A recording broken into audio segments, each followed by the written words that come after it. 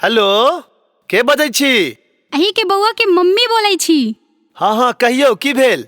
हमरा बिसर गेलो की? से किया ये? अहाँ शहर में जाकर बैसल छी आ हम एगो चुम्मा ले पागल भेल छी।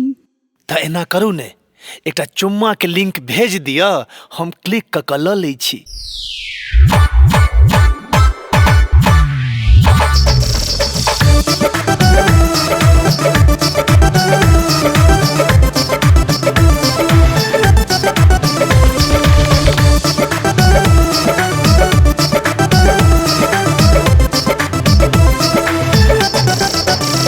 कोना काटू हम राइत सजना धालिया फ्लाइट।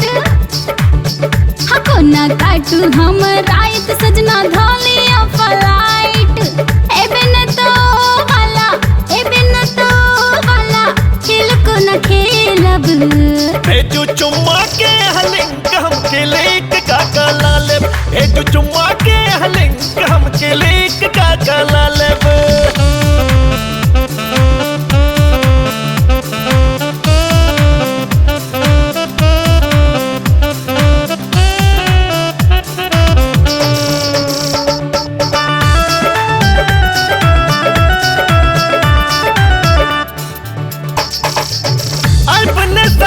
हम छुट्टी नहीं भेटतै, छूट जत नौकरी त घर कोना चलतै।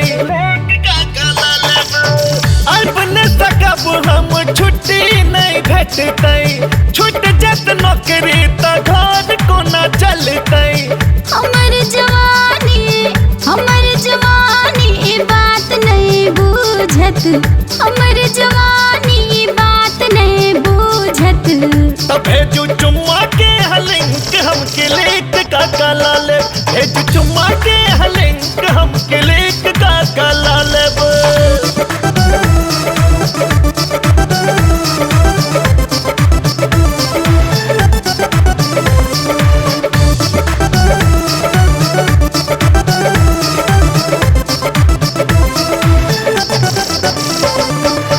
गूगल पर सब अब भ जाय छै काम ये, सर्च करू खाली अपना का नाम ये।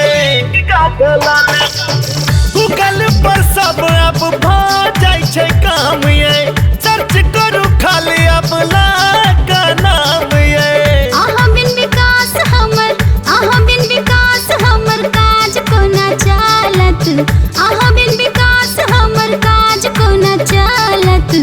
त भेजू चुम्मा के लिंक हम क्लिक का ला लेब। भेजू चुम्मा के लिंक हम क्लिक का ला लेब। भेजू चुम्मा के लिंक हम क्लिक का ला लेब। भेजू चुम्मा के लिंक हम क्लिक का ला लेब। भेजू ने। सब्सक्राइब करू विजय एंटरटेनमेंट चैनल के आ घंटी के निशान के जरूर दबाओ हमरा सबक वीडियो सबसे पहले देखबाक।